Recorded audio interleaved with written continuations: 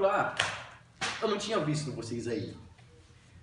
Vocês não devem estar se perguntando nesse momento o que é siderurgia e a metalurgia e qual a diferença entre elas. Bom, hoje eu e meus amigos vamos abordar essas e muitas outras questões que vocês não querem nem saber a resposta.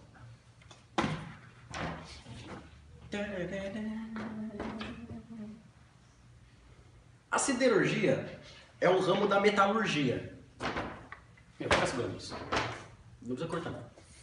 A metalurgia é o estudo dos metais, desde a sua retirada da terra, a partir dos minérios, até todo o trabalho que é realizado com eles, até sua transformação nos objetos úteis do dia a dia, como panelas, que eu não tenho uma mão aqui, podia ter, e etc. A siderurgia é um dos ramos da metalurgia que trabalha especificamente com o ferro e o aço. E ela é muito importante para todos os outros ramos da indústria. Ela é chamada, as siderúrgicas são chamadas de indústrias de base, porque elas produzem as matérias-primas para muitos outros trabalhos, como chapas e barras e os engotes de ferro e aço. E é em cima disso que tudo vai ser trabalhado.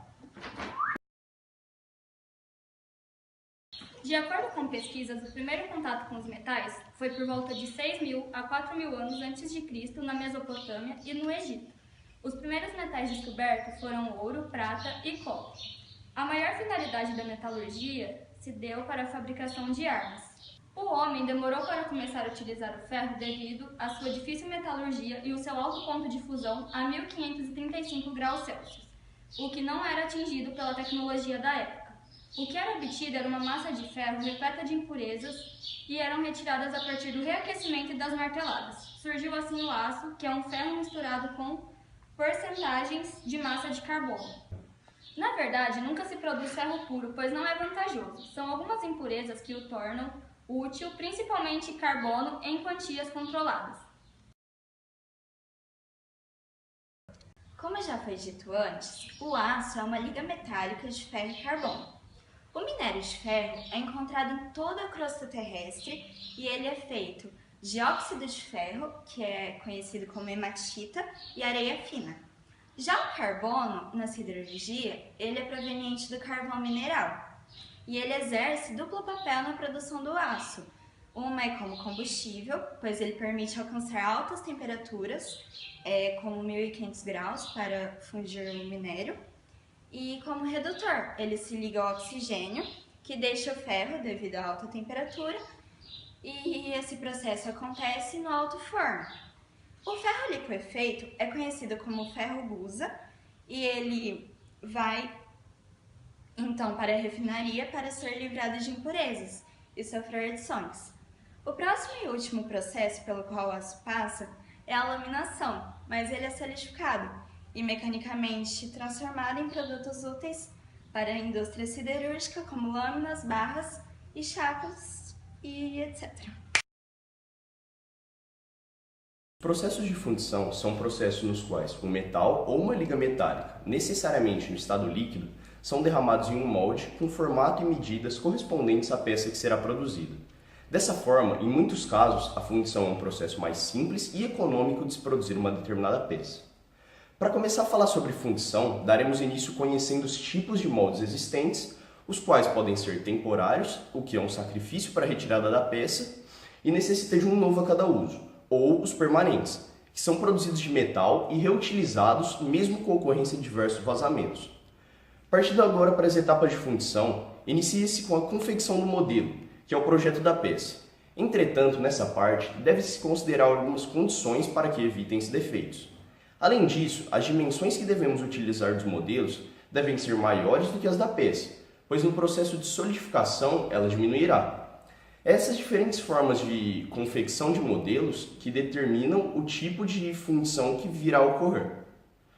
Continuando com o processo de fundição, chegamos à parte da confecção dos machos, que correspondem a orifícios, ao contrário do modelo em si, formam uma porção vazia, onde o metal não vai penetrar, de forma que apresente um espaço naquela região. Seguidamente, acontece o processo de fusão da liga que será vazada. Tomando como exemplo a fusão do aço, ela acontece através do forno elétrico a arco, onde o aquecimento é produzido por arcos que se formam entre eletrodos. Após o metal passar para o estado líquido, acontece o vazamento, em que o metal líquido ele é transferido do forno para um recipiente denominado panela, que o transportará até o molde. No molde, essas peças elas vão ser solidificadas, e após serem solidificadas, elas passarão por um processo denominado desmoldagem. No entanto, essa parte exige sérios cuidados, pois não pode desmoldar antes do tempo. Caso isso ocorra, a peça trincará devido à variação térmica, além de ter que tomar cuidado com a espessura e com o manuseio na hora da desmoldagem. Concluída a desmoldagem, entra o processo da rebarbação, que nada mais é do que a remoção do respiro, que são canos utilizados para a retirada do ar, do canal de alimentação, que é um funil que diminui a turbulência, e a remoção do maçalote, que é um reservatório de metal líquido. Nele é onde os defeitos são levados, pois ele é o último a se solidificar. Terminado o processo de fabricação da peça, nada mais é do que a limpeza, a qual é realizada através de jatos abrasivos, e logo após a peça passa para a inspeção, onde lá é avaliada a inspeção visual, dimensional, metalúrgica e mecânica.